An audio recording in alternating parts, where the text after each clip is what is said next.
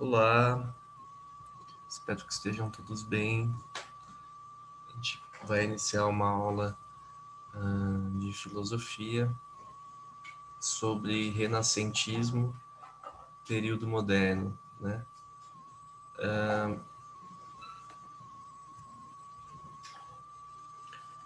Bom, gente, primeiramente que a gente vai dar um salto, né? Se a gente estava falando de filosofia clássica da Grécia Antiga, né? Que data de século 4, 5 antes de Cristo. Quando a gente fala em período moderno, a gente está dando um salto, né, de mais de 1.500 anos, né, de 1.700, 1.800 anos, porque o período moderno começa no século XV antes de Cristo, não, depois de Cristo, perdão. Nessa trajetória bem ocidental e eurocêntrica, né, a gente estuda filosofia ocidental. E nesse sentido a gente está dando um salto mesmo, tá? Então, mas para ficar claro, é importante dizer que historicamente, após o declínio da civilização grega, né, helenística, você tem ali ascensão, claro, pensando no Ocidente, você tem a ascensão da Roma antiga, né, do Império Romano, e quando o Império Romano está em período, em momento de crise, de queda, né? No século V depois de Cristo, você tem ali o começo da chamada Idade Média, tá? A Idade Média, ela é dividida em duas, né? A alta Idade Média e a baixa Idade Média, mas que não vou passar por isso aí vocês vão aprender em história e tal. Mas a Idade Média vai aproximadamente do século V até o século XV depois de Cristo, né? E aí, depois da Idade Média, a gente tem o chamado período moderno. O período moderno vai do século XV até o século XVIII, mais ou menos, né? É um processo. E aí você tem a modernidade a partir do século XVIII, tá? E obviamente, a gente tem eventos importantes que acontecem para marcar essas datas, né?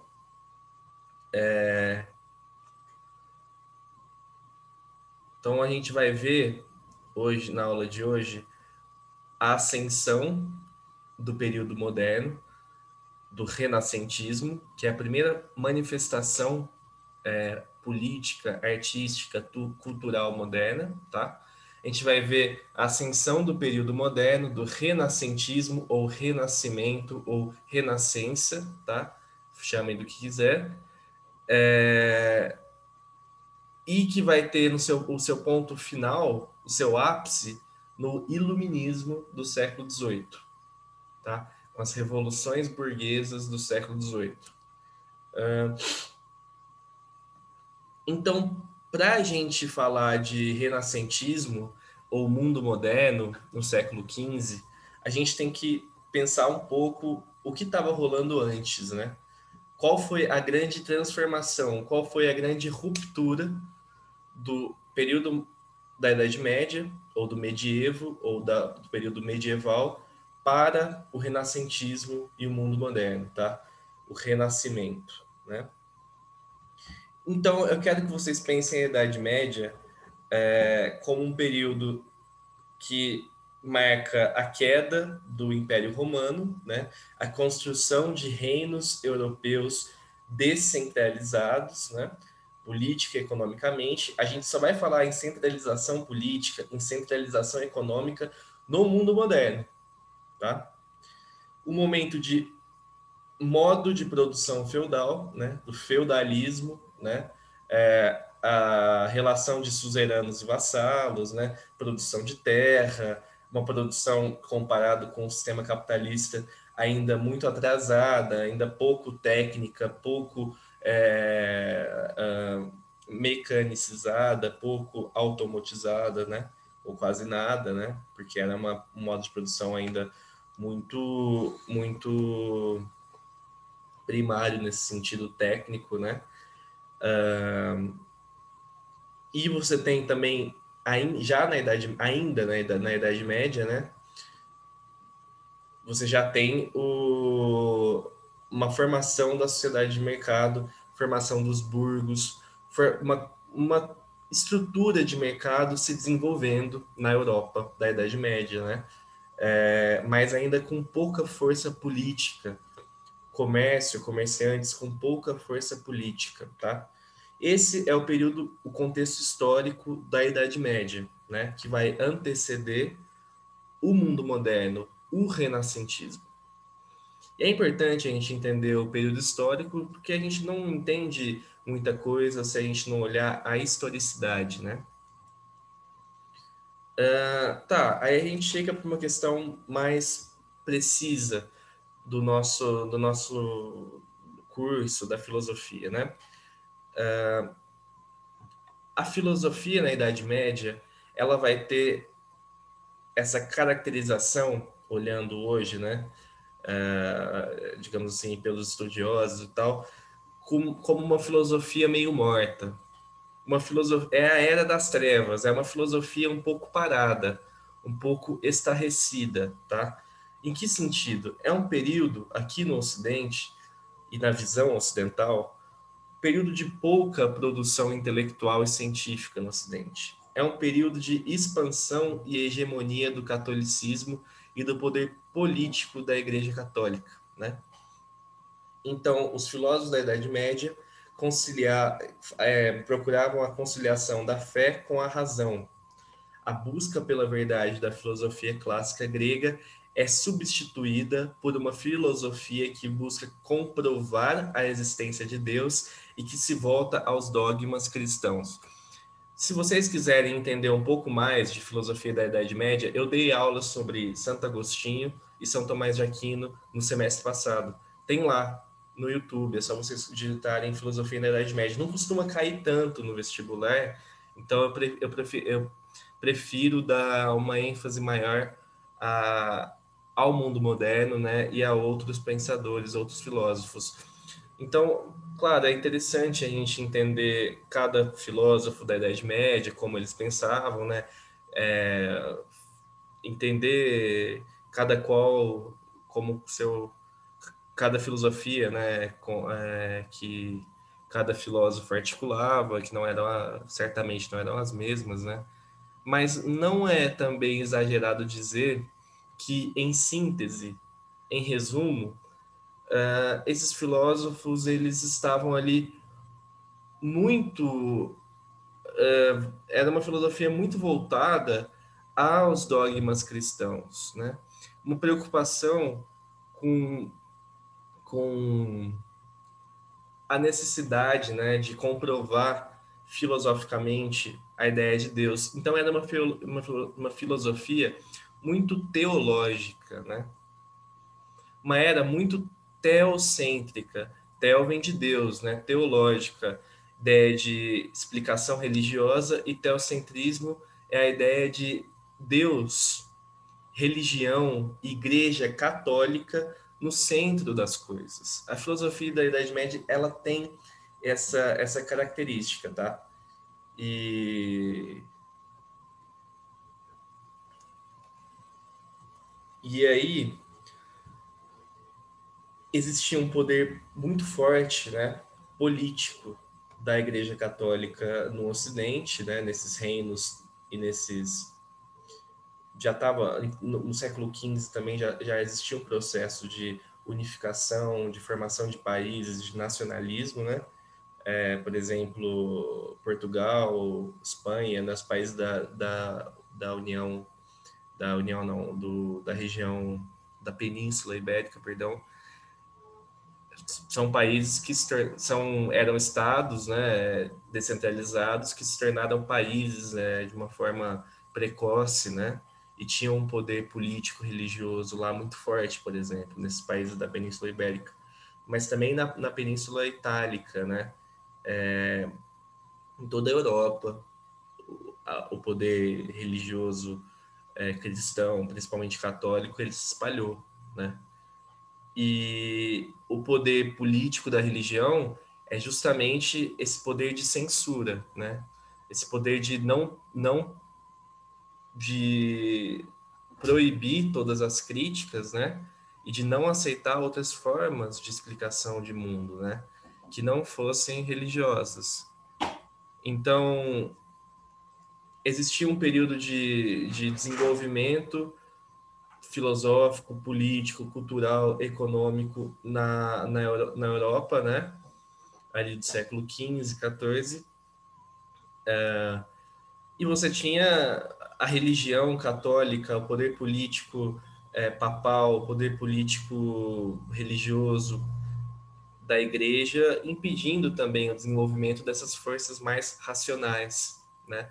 Dessas forças mais críticas, mais científicas, né? Aquela oposição da fé e da razão, tá? Tudo isso está se desenvolvendo. Esses conflitos eles se desenvolvem na Idade Média e no começo do período moderno, né? E aí você tem uma ruptura com o renascentismo. Eu quero que vocês pensem o renascentismo como a primeira expressão cultural, política, filosófica, intelectual do período moderno, até econômica, sabe? É a primeira expressão moderna do renascentismo, tá? Que vem dessa ideia de renascimento, de renascer, o homem renascendo a partir da razão, do intelecto, que tem tudo a ver com a filosofia clássica grega. Porque vocês lembram que lá, na filosofia clássica grega, também houve um processo de ruptura contra a religião, contra os mitos, né? Agora em busca da razão, em busca de um ser racional, em busca de uma explicação que venha do humano e não de Deus, por exemplo, não dos deuses, né? No caso da Grécia Antiga. Isso é uma ruptura, né? Então, o nascimento da razão, né? Podemos dizer assim. E aí você tem depois novas formas religiosas, políticas de controle que são hegemônicas, que foram hegemônicas, como, por exemplo, o Império Romano, né, que era católico em grande parte dele, num grande período. Depois da Idade Média, a força da igreja na política, né, e sempre nessa supressão, né, nesse controle do desenvolvimento racional, técnico, científico, né? E até político, econômico, porque é um controle humano, né? É um controle social. E aí, no século XV, no período moderno, nessa primeira manifestação moderna, que é o renascentismo, você tem outra ruptura, outra transformação, tá? E aí a gente vai entender o que estava rolando, né, nessa época, ali no século XV, XVI, né? O período moderno vai do século, como eu coloquei aqui, XV até o século XVII, né? Depois, a partir do século XVIII, é a modernidade, com revoluções burguesas, com o iluminismo, tá? Revolução Industrial, francesa, americana, tá?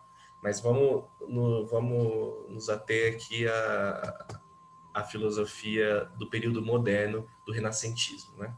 Mas eu estou falando isso para que vocês tenham uma ideia de que o renascentismo ele prepara o terreno intelectual, político, cultural para o seu ápice, que é o iluminismo. Há um processo, uma linha, um processo linear aí, histórico, né, que faz sentido, sabe? Tem tudo a ver uma coisa com a outra, sim, né? É um grande apogeu, o grande auge do renascentismo é o iluminismo, tá? Pensando numa visão ocidental europeia, né? Então, o que estava rolando ali nessa ruptura do período medieval, da Idade Média, para o período moderno, né? O renascentismo. É o momento ali de grandes navegações, o momento das grandes navegações, do colonialismo e capitalismo comercial, quando a Europa começa a se expandir para a América, para a África, né? Para o Oriente, a Ásia. e começa a criar um sistema de capitalismo internacional, né, comercial, saqueando, roubando, invadindo as colônias, né, colonizando essas terras, esses povos, entrando em contato com outros povos, né, e a partir da razão, entenda-se razão como técnica, como conhecimento, né, na construção de navios, bússola, né, localização geográfica, conseguem se expandir, conseguem, conseguem construir um complexo sistema capitalista internacional, né, na ideia de colônia, metrópole, então, que vocês sabem bem, mas creio eu o que significa, né? Já uma ideia de capitalismo internacional, né? De primeiro tipo de globalização, a gente pode pensar assim. É um momento de reforma protestante e contra-reforma católica. Como eu disse, naquela época, antes do século XV, havia um domínio da Igreja Católica, né? Político, no sentido eclesiástico, mas no sentido filosófico também e político, né? Não estava só na ideia de mundo, mas também estava na política concreta, o poder católico. E com Martin Lutero, na Reforma Protestante que começou no século XV, você tem já um conflito, né, de ideias cristãs, né, de protestantes versus católicos, né, e de queda da hegemonia do poder católico, né, e de aumento da importância do poder, uma expansão do protestantismo, né, que depois vai ser importante também, inclusive para estimular ali princípios modernos, né, porque o protestantismo ele é uma religião mais ligada, mais próxima de ideais capitalistas, tá? Burgueses, tá? Bem mais que o catolicismo, né? Que pregava, por exemplo, o não acúmulo de bens, né? Pregava princípios que iam contra, né, as ideias capitalistas e tal, o catolicismo, né? Um sociólogo que investiga essa relação entre protestantismo e capitalismo é Max Weber, com a obra A Ética Protestante e o Espírito do Capitalismo. Então, você tinha já uma ascensão do protestantismo, de outra forma religiosa cristã, né, em detrimento, contra o catolicismo, né? Então, o catolicismo já estava ali começando a entrar em crise também, né? Uma crise política e religiosa, obviamente. Você tem no período moderno absolutismo, o tal do absolutismo, do rei monarca, né? Começo da expansão das burguesias europeias. No período moderno, século XV, 14, começa 16, 17, a gente já 14 não, perdão, 15 até o 17 mesmo. A gente fala de centralização política e econômica, né? Aqui a gente fala de centralização de acumulação de capital, de acumulação de poder político, tá? Em benefício do monarca, em benefício do Estado absolutista, tá? E você tem também um começo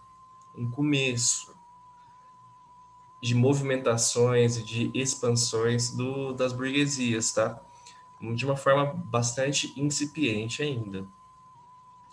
E você tem também um momento de transição de feudalismo para o capitalismo, no sentido de que estava se começando a preparar o terreno para a formação do capitalismo como sistema de produção hegemônico, que vai se tornar hegemônico só na modernidade, só no século XIX, XVIII, tá? Nessa época ele não era. Inclusive, o feudalismo ele vai estar presente em alguns lugares na Europa até o século XIX, tá? Mas é um momento importante para preparar as bases para a construção do capitalismo, tá? Porque o próprio colonialismo, acumulação primitiva de capital, tudo isso, capitalismo comercial, tudo isso foi importante para a construção do capitalismo industrial, do capitalismo moderno, tá? E o que, digamos assim, realmente nos toca, no que realmente importa para a aula de hoje, a expressão artística do renascentismo. A força que foi a expressão artística do renascentismo, né? O renascentismo é a primeira manifestação moderna de cunho artístico, né? De cunho político, de cunho cultural, tá? Até econômico, né? Se for pensar nas grandes navegações, o colonialismo, o capitalismo comercial, a expansão e criação de um capitalismo, de um sistema de mercado internacional. O renascentismo é uma expressão cultural, tá? Uma expressão artística, uma expressão política, tá? E a arte no mundo moderno foi muito forte. A importância da arte no mundo moderno, né, da arte renascentista, nesse caso, no mundo moderno, foi muito forte. Então, leia o slide. No renascentismo, a arte é a representação sensível, estética da realidade que o ser humano deseja compreender, dominar, através de uma observação atenta, curiosa e com experiências sempre renovadas. Aí aqui eu coloco uma frase de um pintor de um pintor, escritor, multi artista, né, do renascentismo, Leonardo da Vinci. O pintor debate e compete com a natureza e dela o pintor é senhor e Deus. Então, vamos pensar em comparação com o mundo medieval, com a filosofia da Idade Média. Se na Idade Média existia uma submissão do homem perante a Deus, né? Porque quem estava no centro era a Igreja Católica, era Deus, não era o homem. Isso no mundo moderno vai se inverter. Agora, o homem tem poder de dominação da própria natureza. O homem está no centro das coisas, das explicações do universo, tá? Ele busca compreender a natureza, ele busca dominar a natureza, né?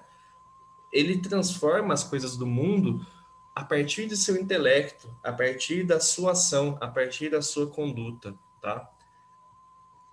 Então, e aqui uma foto que ilustra bem isso que eu estou falando, é o famoso quadro Homem Vitruviano, de Leonardo da Vinci, né? Mostrando aqui que o homem, o ser humano, está no centro, né? Então, a gente pode chamar de antropocentrismo, né? Antro vem de homem, centrismo, a ideia de centro. Então, o homem passa a estar no centro da esfera social, da esfera da natureza, da esfera universal, né? É ele que tem a hegemonia, é ele que tem o poder, é ele que está no centro, não mais a Igreja Católica, né? Não mais Deus.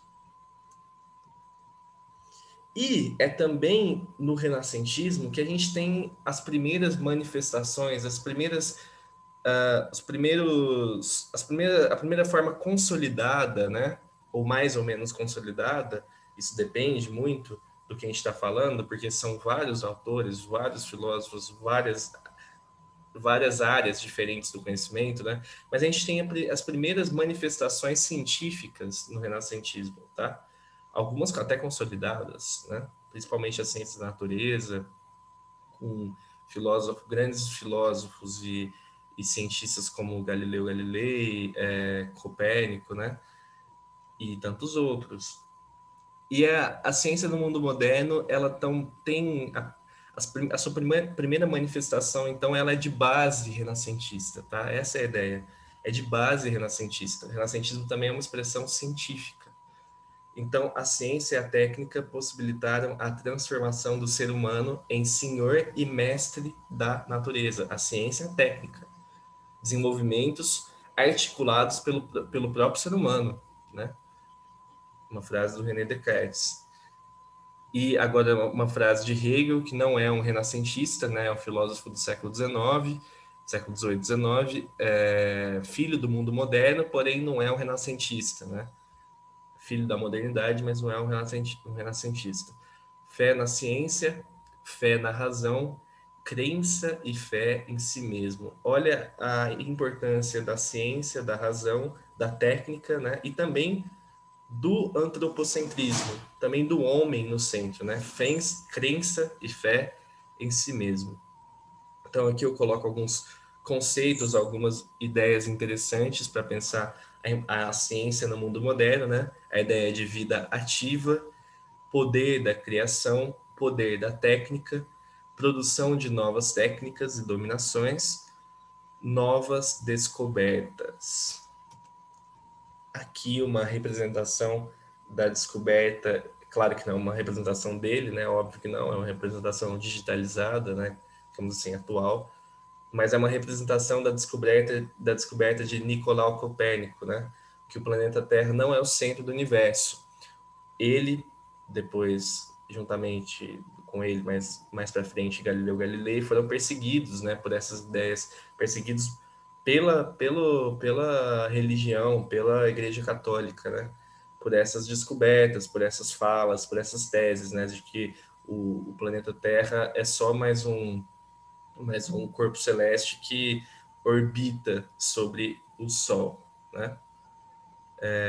Que orbita sobre o Sol e que não é o centro de tudo, portanto, né? Lá na época de Copérnico ele estava muito influenciado por uma ideia de sistema solar, né? De heliocentrismo, de Sol no centro do universo. Hoje a gente sabe que tão pouco essa é a ideia, mas essa é a verdade. Mas naquela época isso foi uma grande revolução, né?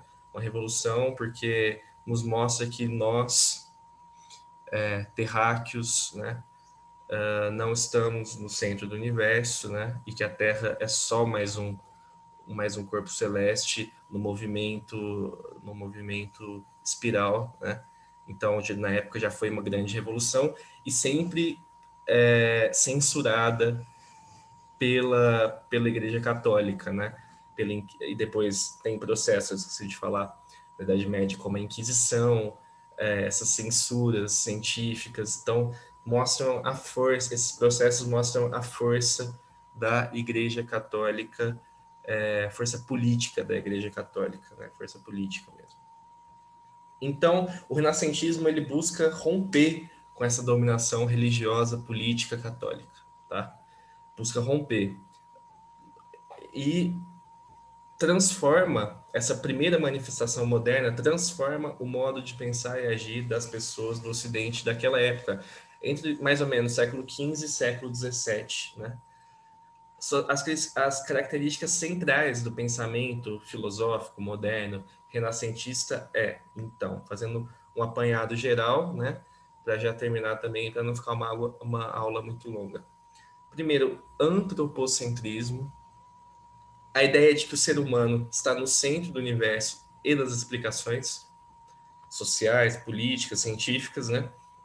Então, se na antiguidade, se na Idade Média, Deus, religião, igreja estava no centro das coisas, agora é o homem que se desloca para o centro. É o homem, é o intelecto, é a razão, é suas capacidades cognitivas, de técnica, de domínio da natureza que estão no centro, tá? É o homem que está no centro. Então, é importante vocês pensarem nessas relações, assim, pensar na ruptura mesmo, tá? Pensar como era na Idade Média e como passa a ser no mundo moderno. Isso é muito importante. É isso que eu acho que isso me parece o ponto central da coisa, sabe? E aqui até na faculdade os professores batem nessa tecla, assim, essas rupturas mesmo. E isso já nos leva a uma ideia de racionalismo. que é o ponto 2. A capacidade, a importância, né, da capacidade de discernir, distinguir e comparar, tá?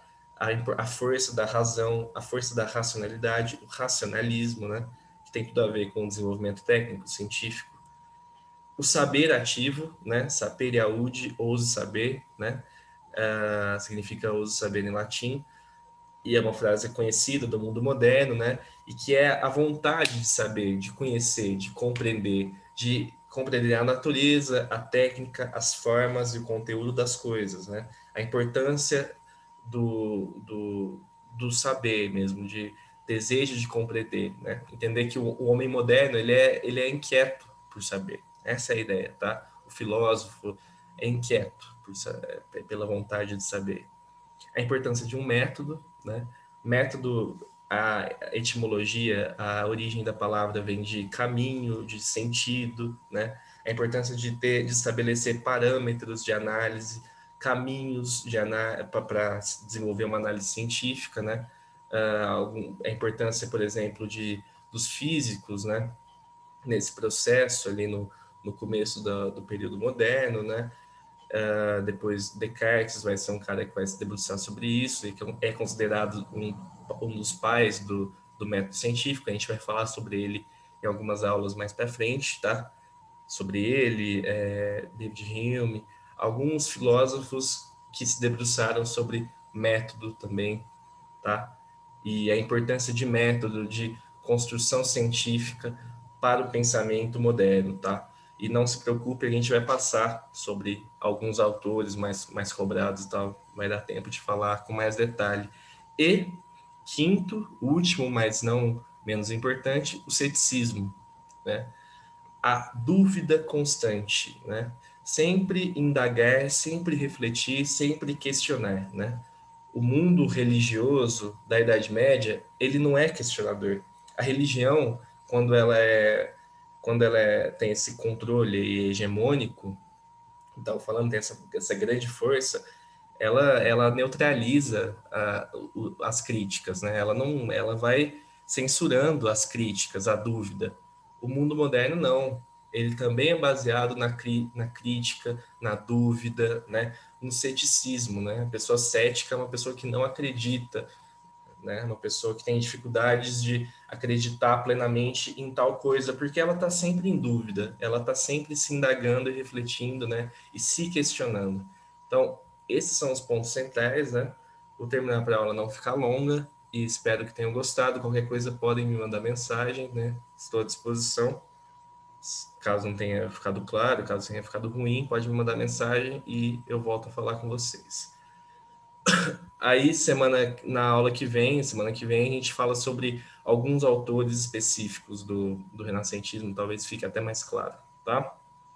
Então, um abraço, gente, até mais, cuidem-se.